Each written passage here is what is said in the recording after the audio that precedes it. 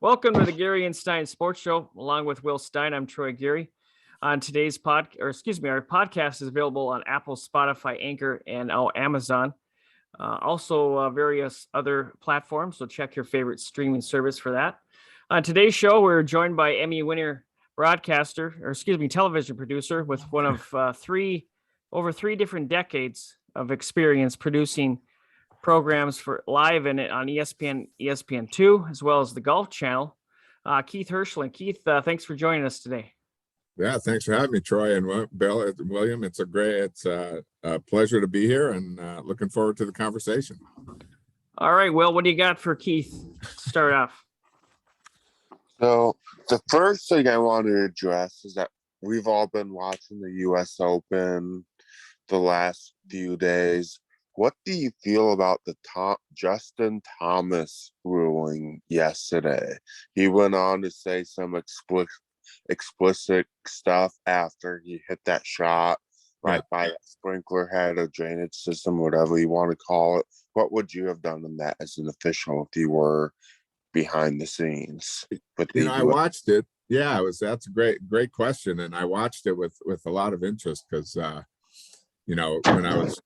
when we were producing golf for Golf Channel, rulings and the rules were, always a main topic. And I was curious, that Justin, he's such a great player and such a great guy that he didn't kind of try and manipulate his stance that maybe some other players might do to kind of make it appear more like he was standing on that drainage area.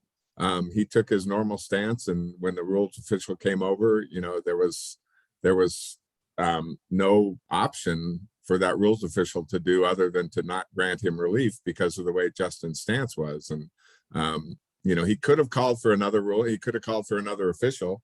The player always has that option to bring in a second opinion. Justin went with the ruling that he got the first time, and unfortunately, I think it affected him more than he thought it would.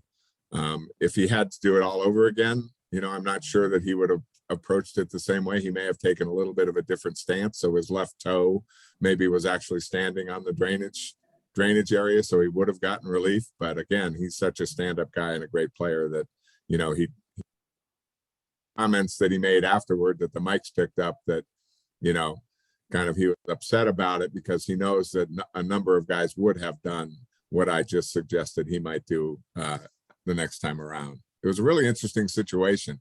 It really was. All right. For our viewers, can you explain how hard it is to produce a live golf event? I mean, the camera work is amazing, but those guys have to follow the ball, being hit. And what kind of with the new technology like the top tracer, has it made it a lot easier to for those guys to do that? Yeah.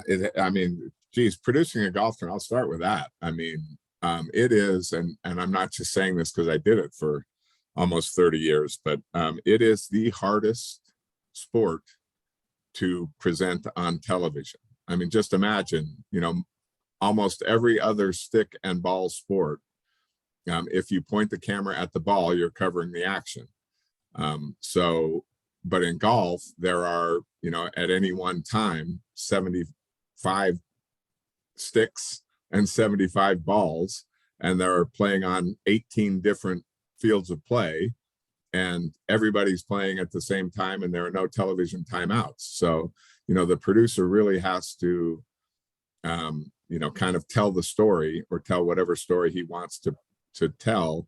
And you have to decide what shots to show live. You have to decide which shots you're going to record, how you're going to weave those things in and out between the live shots. And then you've always got, you've got, a half a dozen to maybe even more commercials that you have to get in. So it's really hard. And, I see all the criticism of NBC's coverage of the US Open, and I agree with some of it, but most of it, I just sit back and say, oops, sorry about that.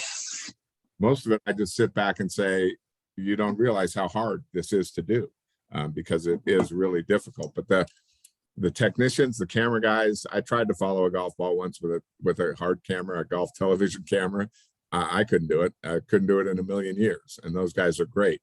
The tracer technology and the advancement of technologies like, the radio frequency cameras that you don't have to cable, you don't have to run 100,000 feet of cable on a golf course anymore.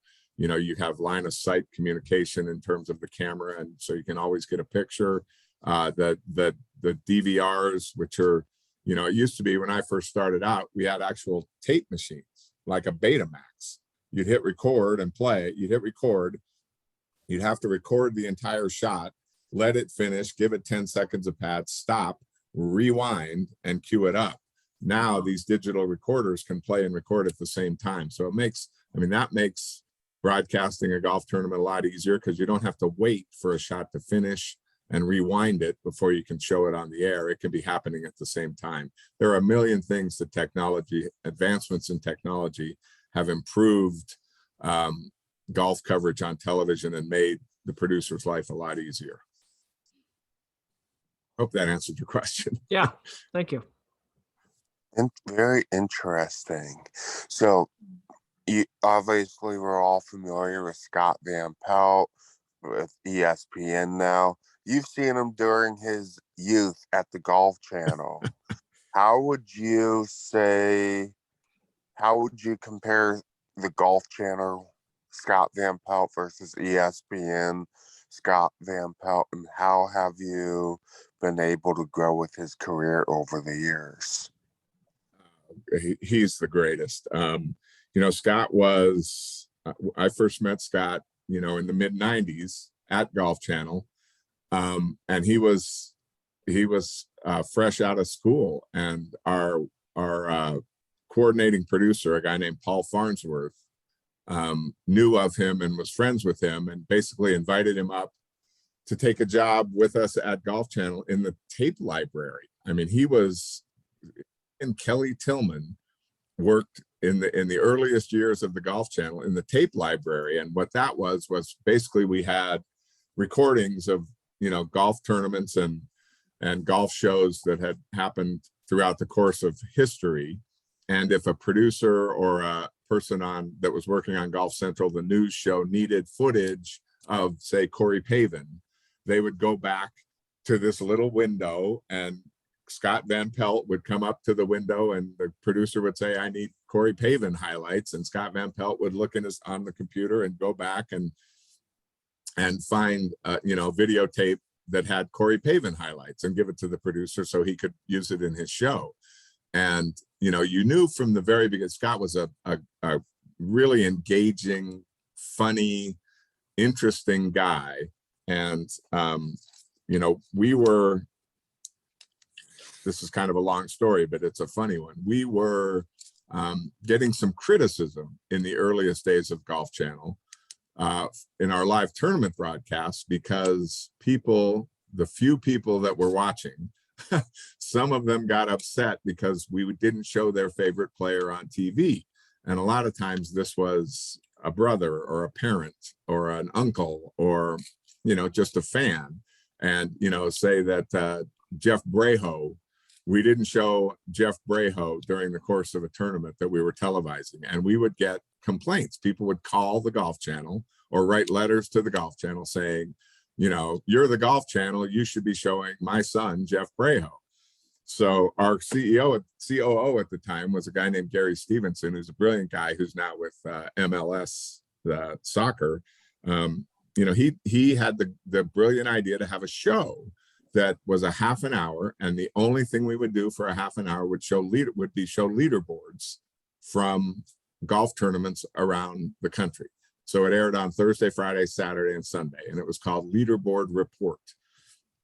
And they would, the idea was a person would sit there and say, "Now let's take a look at all the scores from the Nike Pensacola Open." And then we'd put music and we'd scroll the leaderboard so that Jeff Breho's mom or sister could see what Jeff Breho shot that day. And they needed a host for that. And Gary went to Scott Van Pelt and said, "I think you're a funny guy. I think you'd be good on TV. I want you to host this show.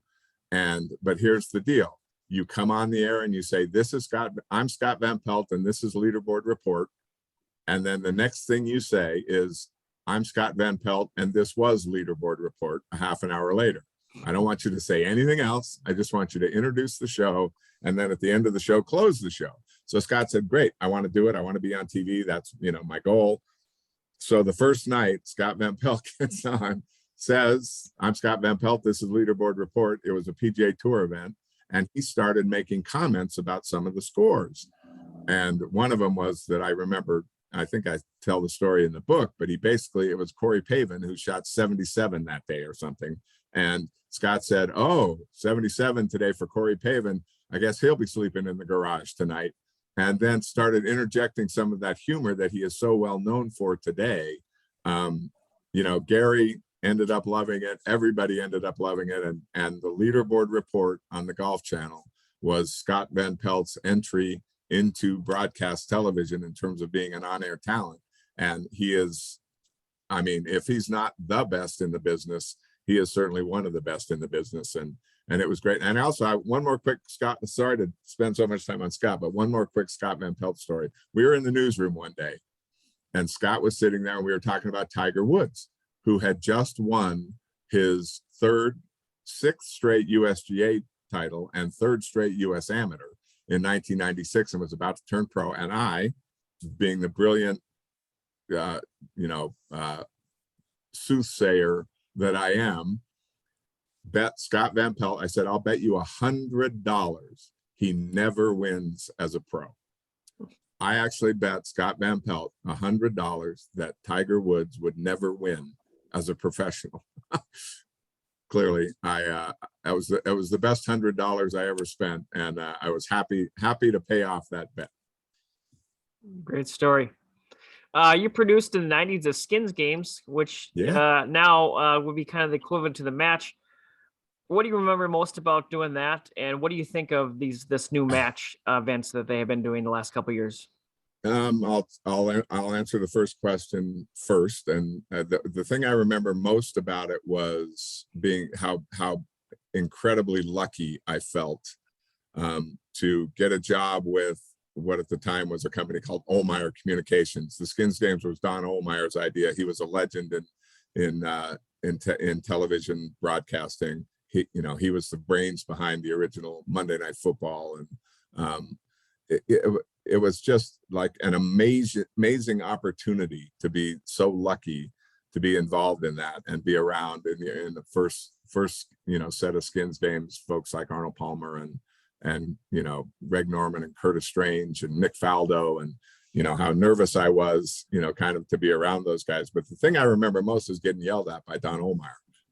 I was part of the crew that was responsible for recording the shots. Even though there were only 4 players, there were still times where we had to record shots, especially when we were in commercial. And so Don, we were doing the Skins, and it was like Trevino would hit a shot and I would hear Don say, don't need Trevino. And so I would keep recording, and then it would be Faldo, and Faldo would hit his shot and Don would say, don't need Faldo. And then we'd coming back from commercial, and the next thing I hear is Don say, okay, cue up Trevino and cue up Faldo. Well, stupidly, I had recorded them both on the same machine. So it's kind of like what I was talking about earlier. We had, a certain number of machines so that I couldn't cue them both up at the same time. So he had to show one, do something else while I queued up the next shot and show the next shot. So I just sheepishly got on the headset to the director, who was one of my best friends in the world now. And I said, Steve, I got bad news. I've got those shots, but they're on the same machine. And Steve, the great friend that he was, said, you tell Don. So I went in Don's there and I said, Don, sorry, and I told him I had both shots on the same machine. And there was a door that separated the main production area from our tape room. And Don slid open the door, rolled back in his chair, stuck his head through the door and said, what the F is going on in tape? And slammed the door shut. I guess needless to say, I never made that mistake again. But that was a memorable moment in my television career. And the other thing I remember most was a Trevino shot. It was on the 10th hole. He was in the fairway. and he holed his second shot. He hit a wedge and then he knocked it in the hole, and everybody was going crazy. And, you know, obviously in the Skins games, all the players were mic'd, and Trevino turned to the crowd and said, "I don't know what you guys are all going crazy about. That's what I was aiming at." So, you know, just little moments like that in the Skins game. It was a great experience doing those Skins games. And what I can say about the matches, I think they've stretched it a little too thin. You know, the Skins game ran out of gas after a number of years. I think doing 2 of these things a year, it dilutes the product. I still think the second one with Tiger and Brady and Peyton and I can't remember who the other pro was. Phil was the greatest one they've done, and probably will never be topped. I mean, that was great entertainment golf television. So, you know, I think that it's like anything else. Too much of a good thing is probably not good for you. Okay, thank you. Bill. So what golf event do you remember most from the Golf Channel or your time in the golf industry? Wow, what a great question, man. I guess I hate this cliche answer, but it's kind of like, you know, how do you pick among your, you know, do you pick your favorite among your children? I mean, we had so many fun events. I guess I would say right off the top of my head would be the Nike Lakeland Classic. And I say that because Casey Martin won it.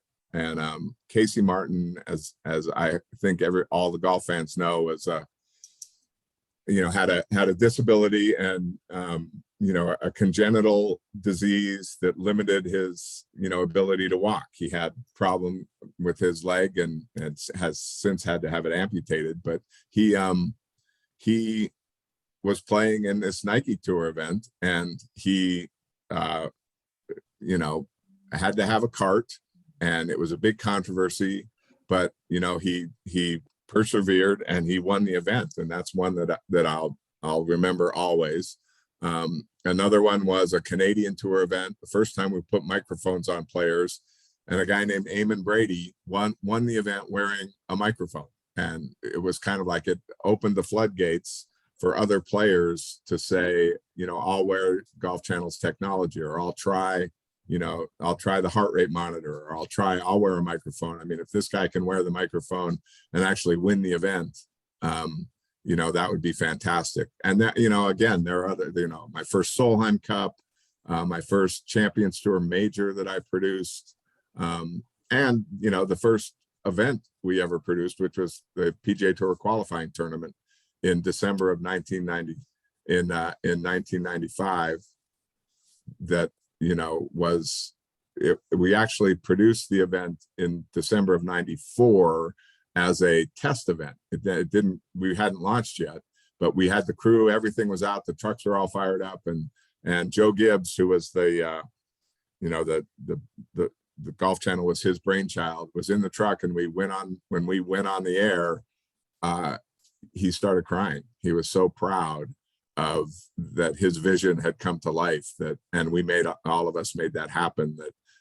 That's another moment I'll never forget. But, you know, I produced hundreds and hundreds of golf events, and they're all memorable in one way or another. But, you know, that's a great question, and thank you for asking it, because it helped me think back on some of my best times at Golf Channel. All right, sweet. The U.S. Open is concluding today. What's your favorite U.S. Open memory? And if you had to pick a winner today, who would that be? Yeah, favorite U.S. Open memory. Wow. I've been a golf, you know, geez, Troy, I've been a golf fan for 60 years. It's been a lot of U.S. Opens. You know, I've been to a couple. I was lucky enough. My wife worked at the USGA for 6 years. So, you know, actually being, you know, kind of on the grounds and inside the ropes for a handful of them was really special. You know, probably, gosh, you know, you're hard pressed to beat Tiger beating Rocco Mediate in that playoff at Torrey Pines, and that putt that he made on the 72nd hole that sent it into a playoff. if you're a golf fan, that's something that will resonate with you forever and ever and ever. So that's one of my favorite memories. Today, that's another great question. I'd love it if Keegan Bradley won, just because of the hometown, being a kid from the Northeast and what that, kind of walk up 18 would be like for him. And he was a friend of the Golf Channel for a long time when he first started playing on what was then the nationwide tour. And I was great friends with his aunt, Pat Bradley, who, ESPN Golf and the Golf Channel, we showed a lot of her as she played in LPGA Tour events. But for me, it would be hard to think that John Rahm's not going to win.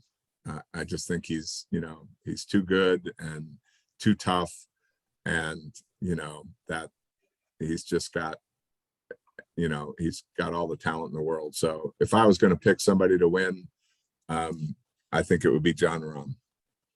Yeah, and that's kind of been a pattern the last couple of years with U.S. Opens. Koepka won a couple of years in a row. Yep. Rahm won last year. So, all right, great. I had Zalatoris on Thursday. Yeah. So I'm going to stick with Will Zalatoris, and I had him at 4 under. Troy can attest to that on my Facebook posts and some other guest appearances that I've made throughout the week. So smart guy. You're a smart guy. He's going to do it at some point. He's got too good a game, and he's got it's just, he's mentally tough, and that wouldn't shock me. That wouldn't shock me one bit. So great pick by you. Okay, Keith, I want to ask your take on this Live Tour. I know this is Sure. a big topic going on lately. Sure. And Will has a follow-up questions on that. But what is your take on it? Is it good for the game? Do you not like it? Like it? What are your thoughts? I'm going to separate this because I'm a sports fan. Golf and baseball are my two favorite sports. And just as a fan, putting all the geopolitics aside, because I'm not a politician, I don't deal with those kinds of things. That that's way above my pay grade. I kind of like it.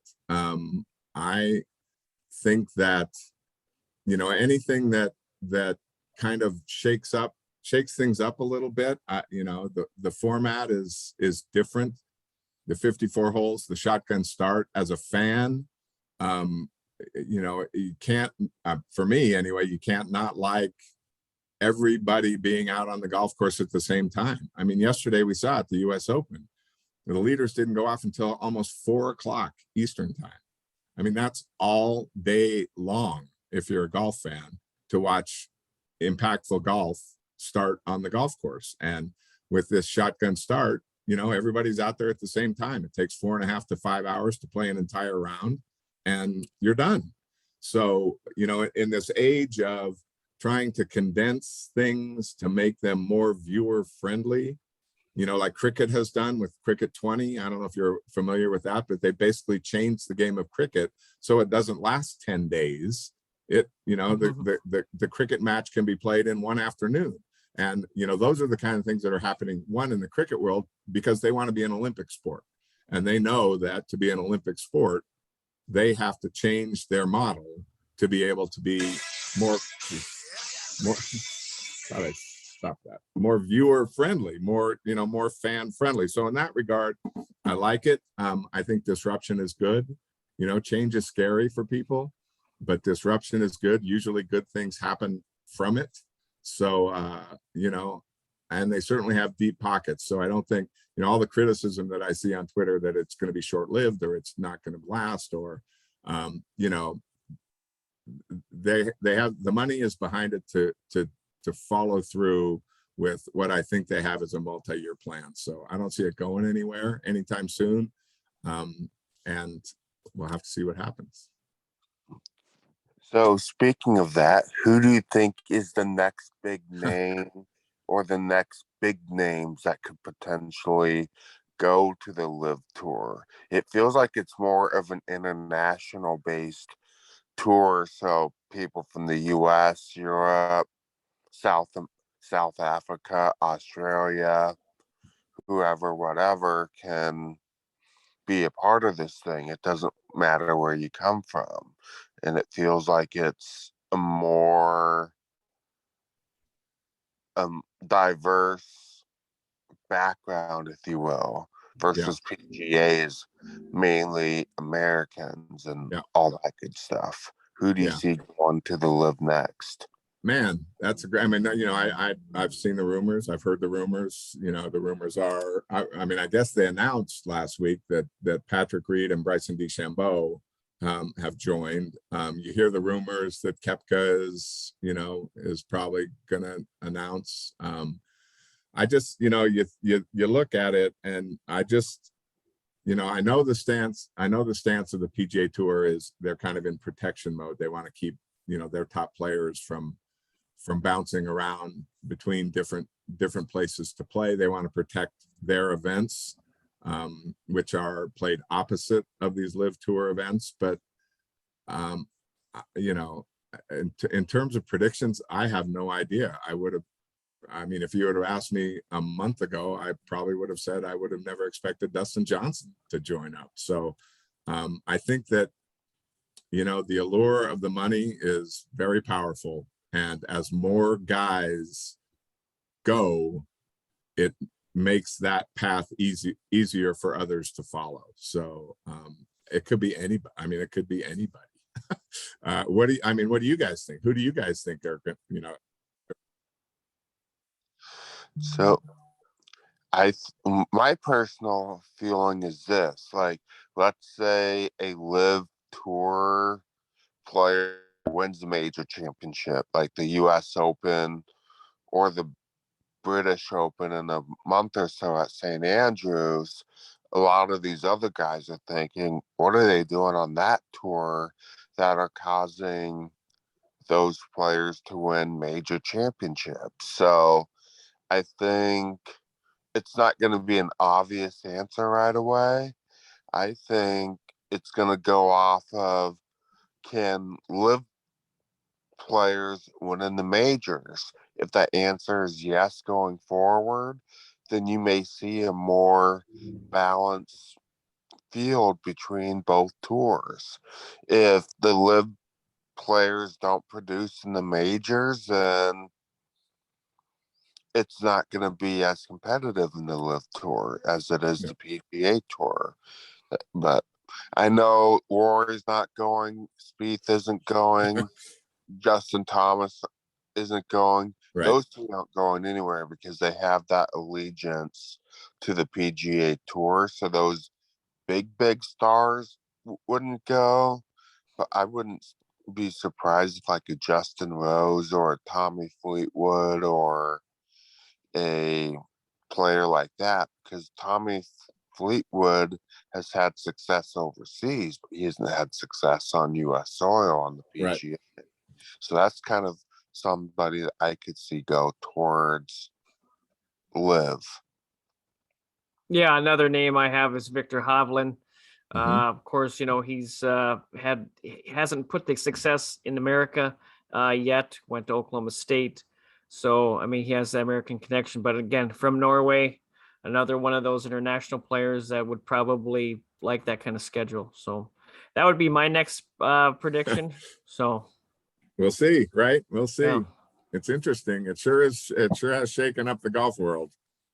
Yeah, I mean, I think eventually the PGA Tour hopefully will come around. I mean, there's been involved in all sports, ABA merged with the NBA, NFL, same kind of thing. So eventually, hopefully, you can come up with some sort of compromise for let these guys play wherever they want. They're not under contract, I don't think, through the PGA. So Right. they should be able to kind of make their own decisions. I mean, that's my take on it. So yeah, I agree. And it's all about other ways to watch golf, because us three know how great this sport is. Whether so, hey, I'll watch a golf tournament before a football game. But anywho, because I enjoy playing golf and I can relate playing golf. That's like, oh my goodness, I wish I could hit a golf shot like that. Even Right. their worst golf shots, I'd be celebrating hitting it 300 yards in the right hand rough if it gives me 120 to the hole. Easy 9-iron, easy pitching wedge, all that fun stuff. But yeah, I agree. it is a different, and different, and I think the world is changing or has changed. And, I'm sure that they would love to have a traditional broadcast outlet, but streaming is, people are used to streaming, and it's a different opportunity. You can, I have a 29-year-old son who doesn't own a television. He watches everything on his computer or his phone. So, I think that they're trying to attract younger viewers to the game. And again, the condensed time period that they're asking people to commit to it, and the, kind of every shot matters format, because everybody's playing at the same time, and you put it on platforms that the younger generation is used to consuming whatever they're going to consume on. I think all of that is a pretty decent recipe. Okay. What else you got, Will? So what led you to decide to become an author post-golf career? That's a great question too. You guys ask a lot of good questions. And I'll try again not to be so long-winded, but my parents passed away in 2006 and 2007. And my wife and I were at their home, doing what kids do, basically going through all their stuff. And my folks were, not to be braggadocious, but pretty accomplished people. My parents started a TV station in Reno, Nevada. My dad had earned, my dad and my mom had earned, a number of awards. My dad's in the Nevada Broadcasting Hall of Fame. We were going through boxes, and all of these, they had all of this memorabilia. And my wife, I met my wife later in life, so she didn't get to spend a lot of time with my parents, sadly. And as we were going through this stuff, she said to me, I had no idea, that your parents, accomplished so much, and, letters from presidents, and, just all kinds of things. And she looked at me and she said, don't let this be you, don't let this be your kids when you're gone, looking in a box and saying, man, I had no idea Dad won an Emmy, and I had no idea Dad, helped start 2 television networks, and I had no idea that Dad, knew Tiger Woods, and, actually interviewed him a number of times, and, knew Arnold Palmer well enough that Arnold Palmer knew him by name. And, she just said, don't let this be your kids. And she said, get out a journal and start writing down stories about what you've done in your career that you can leave for them, that that they can look back on and have this as a memory of you. And so I started doing that. I just started writing down stories from my growing up, around my parents starting the TV station to my career. And, about halfway through that process, I looked at it and said, this could be a book.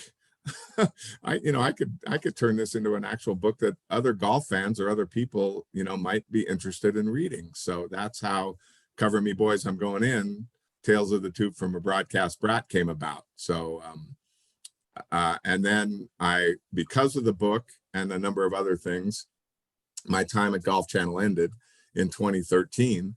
And, I enjoyed writing Cover Me Boys so much that I thought, well, basically I've been, telling stories my entire career. Why not try a mystery? Why not try fiction? So that Big Flies was my first mystery. Followed that up with The Flower Girl Murder. Then I wrote Murphy in the Case of Serious Crisis, then Song Girl. And right now I'm about 2/3 of the way through a sequel to Murphy, where he works with the Commission on Cliches. So, it's just, it kind of evolved into a second career and a second life. And I'm loving every minute of it. Okay, so are all 4 of those murder mystery books connected, or they all have different stories? They all have different stories. So, but Song Girl and The Flower Girl Murder are connected. It's the same character, the detective, and a couple of moved from North Carolina to Colorado Springs, which is where we're living now. So those 2 are connected, but the other ones are standalone. Murphy, like I said, the idea behind Murphy was, one of the things I abhorred as a producer was when my announcers used cliches. And I always tried to, just whip that out of them, find them $1 toward the end of the year party, or, but I thought, can I write an entire book trying to jam in as many cliches as possible? So I wrote Murphy, which is a cliche. I'm not cliches, redundant phrases. So I'm already jumping ahead to the next book. There's redundancies, redundant phrases like free gift or ATM machine or unexpected surprise. These are all redundant phrases that are, you don't need to use them. So I thought, can I write a book putting as many redundant phrases in it as possible? And that was Murphy in the case of serious crisis. And I have more than 120 redundant phrases sprinkled throughout the dialogue and the writing of the book.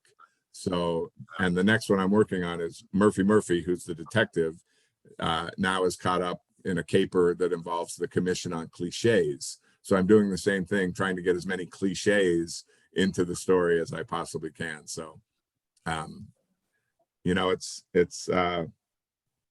fun. It's fun. It's trying to come up with wacky ideas and different ways to make the books different than your traditional, murder mystery or crime, crime drama. Like Song Girl, the Song Girl character in Song Girl has an accident, is in a coma and awakes from the coma only able to speak in song titles. So her character in Song Girl, she can only speak in song titles, which was, I thought, a little different twist to your traditional murder mystery. So I got a question about that with that book. Was it pretty difficult to kind of get around the copyrighted stuff from various singers and bands? That's a great question, because my original idea was that she could only speak in song lyrics.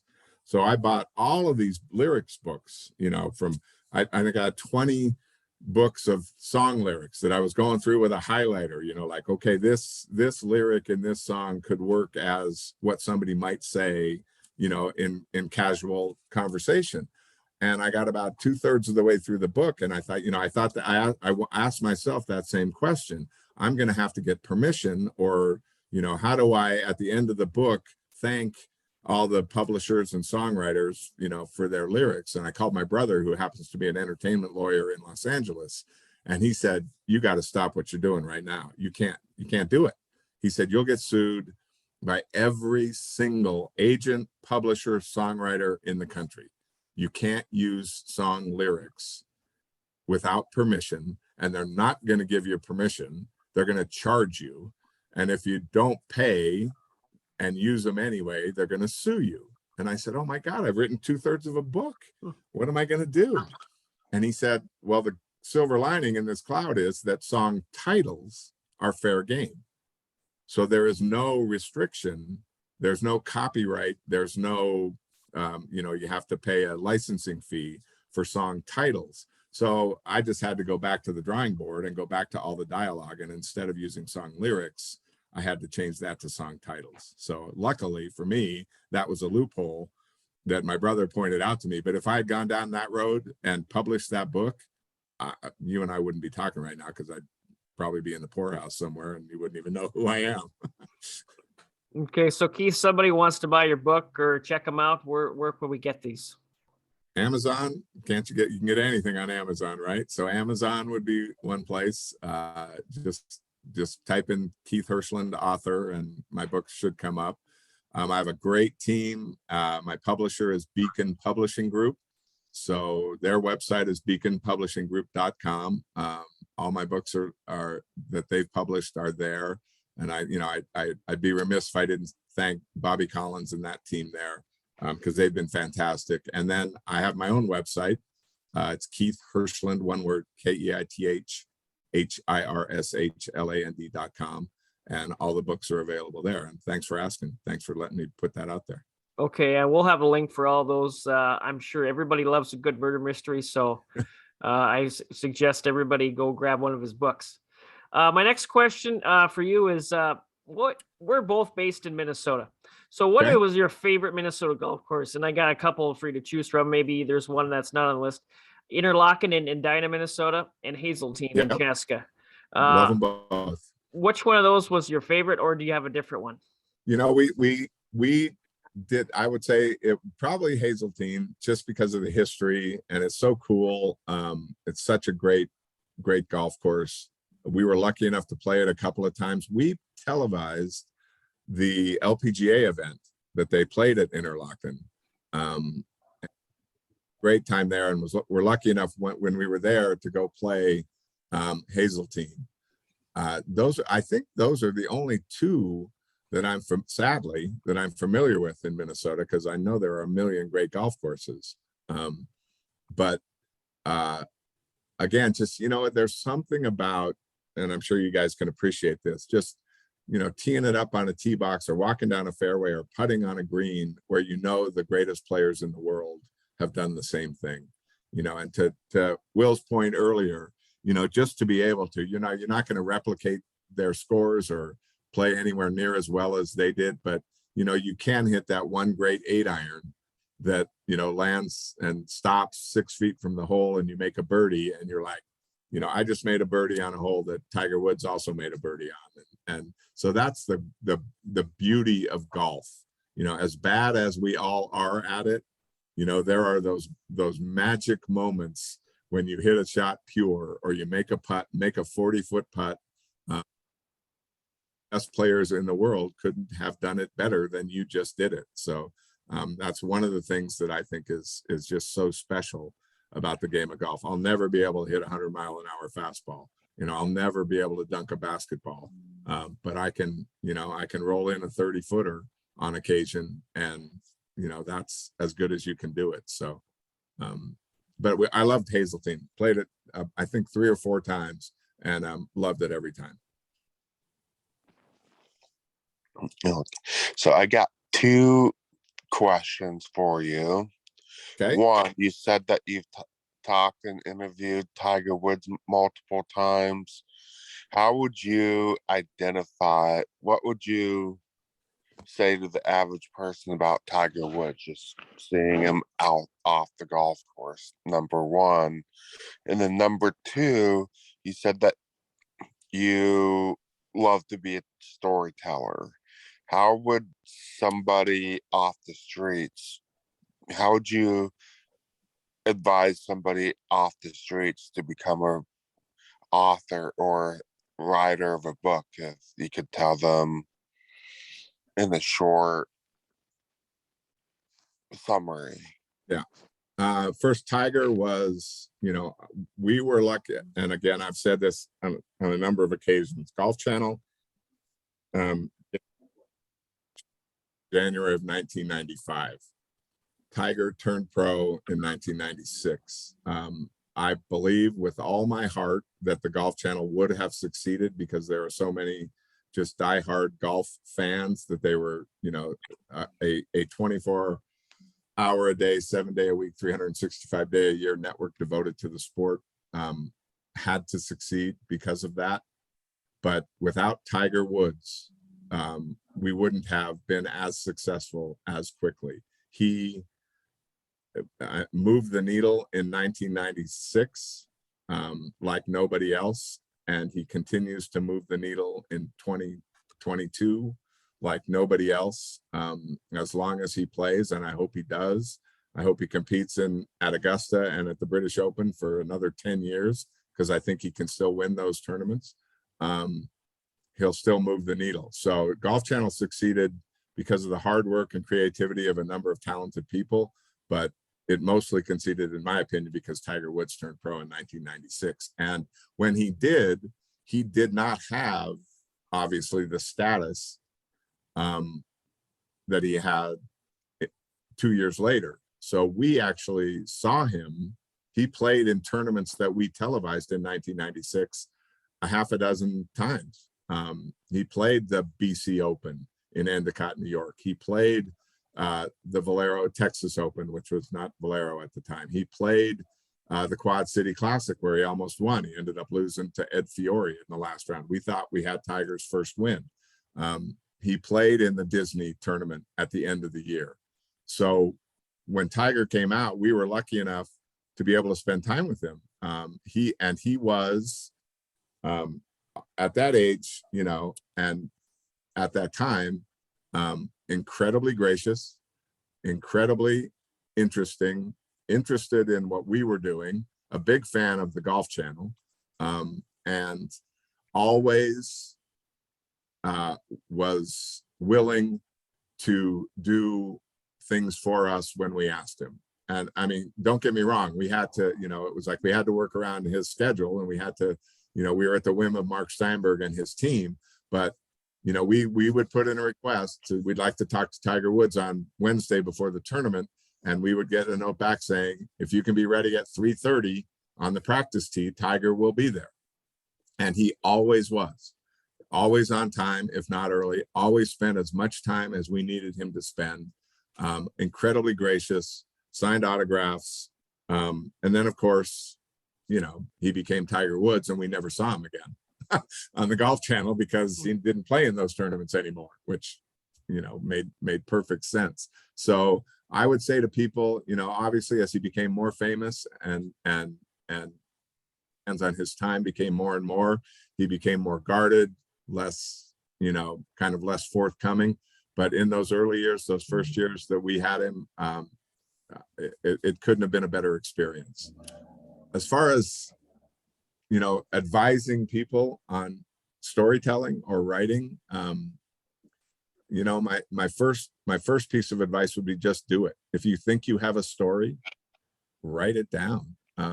You know, don't be afraid of whether or not you think anybody else is going to like it, because that is the number one killer of creativity in my mind, is if you start worrying about what other people are going to think about what you do or what you write. So have a conviction, you know, tell your story, put it down on paper, and then the next thing would be to get a good editor.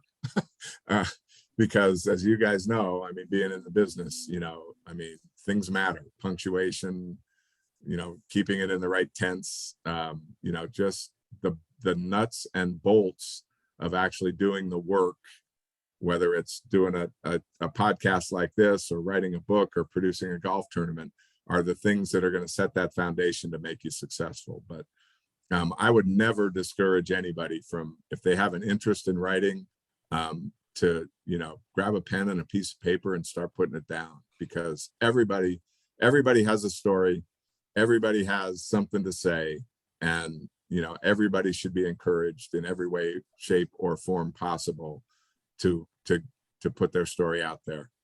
And don't be afraid of whether or not anybody else is accepting of it. All right, Keith, I got one little last fun question for you. You're from Denver. Have you been watching the Stanley Cup, and are you a big Avalanche fan?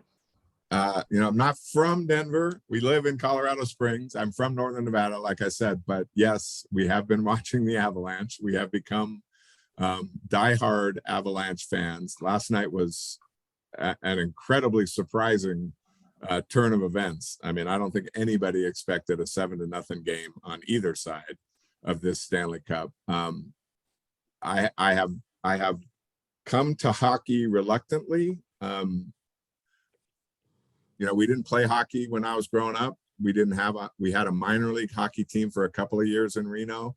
I think the Stanley Cup playoffs are among the most exciting sporting events of any year. I mean, nothing gets better than when you get down to to the conference finals or the Stanley Cup finals, and that, you know, that do or die moment every game is incredibly exciting. But I'm a Bay Area sports fan. Growing up in Reno, the San Francisco Bay Area was the closest thing we had to professional sports. So I grew up a San Francisco Giant and San Francisco 49er fan. And those are I would say those are my two favorite teams. But yes, 100% go Avalanche. All right. Your website, keithhirshland.com. I have your book here. Everybody go out and get this one. Cover me, boys. I'm going in. Also, Big Flies, Murphy, The Flower Girl, and Sound Girl are the other ones. Go to Amazon.com. I suggest that everybody get a copy of at least one of those and try them out. And then, yeah. So thanks a lot, Keith, for joining us today. Anything else, Will, before we go? No, I am good, and happy Father's Day to you. You too. Enjoy the U.S. Open, and we'll find out a winner in the upcoming hours. Yeah. Well, it was All right. great being with you guys. I really enjoyed it. You know, I didn't know either of you two before today, and I hope we can do this again sometime, but it was a real pleasure being with you. Awesome, Keith. Thanks for joining us. We'll talk again. Thank you. Okay, great. Thanks.